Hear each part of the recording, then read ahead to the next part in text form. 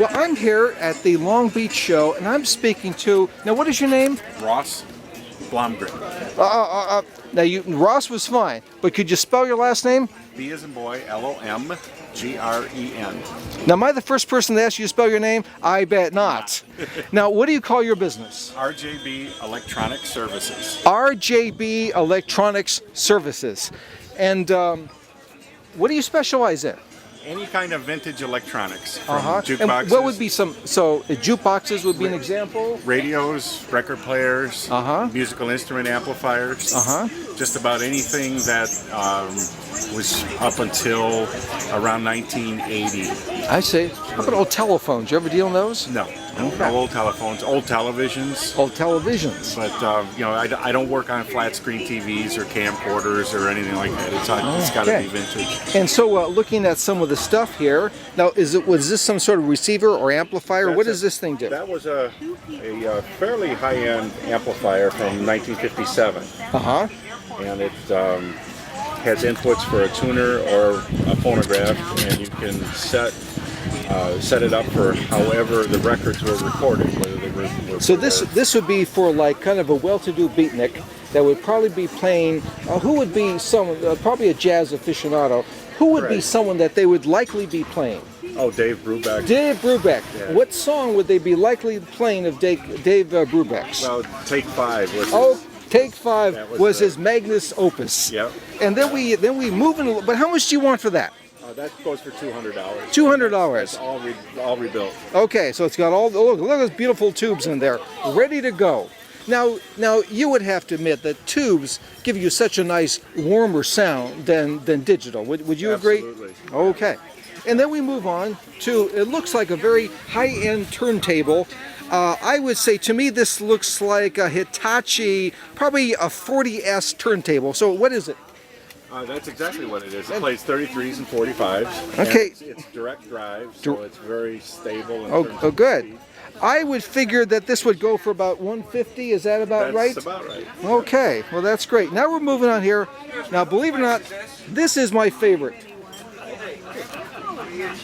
This is my favorite here. This is the 1950s RCA 45 RPM with a record changer.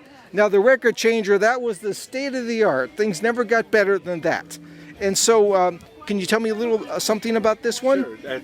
These were actually free when you joined the RCA Record Club in the 1950s. My God, that's a pretty good deal. Yeah.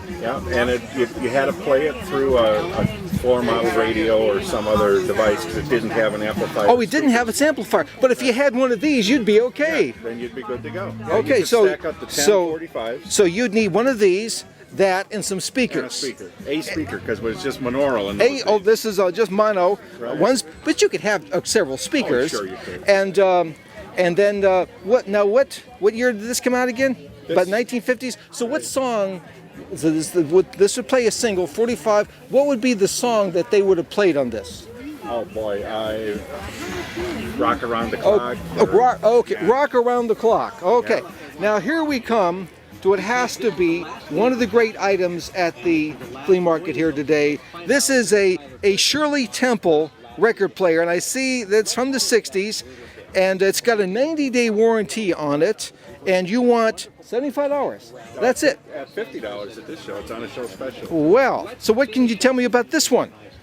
It's just a typical children's phonograph. Only plays 33s and 45s. Has a new needle installed, and it's all been checked out. So. Okay. So why don't you show me one other item here that you think is a great and distinctive item? Doesn't have to be all that rare, but something great. Well, the radio in the corner. Which one is that? This one here. Oh my God, look at that. What is that, from the 30s? That's about 1923. Oh, 1923. My God. It's very, very early. So what would they have played on a 1923? Were there any radio shows back then? There was very few. It was mostly sporting events, political, and news. I see. Radio shows hadn't really come into their heyday. So radio shows didn't come to the very late 20s and early 30s, I would assume. So this would be for like news and sports.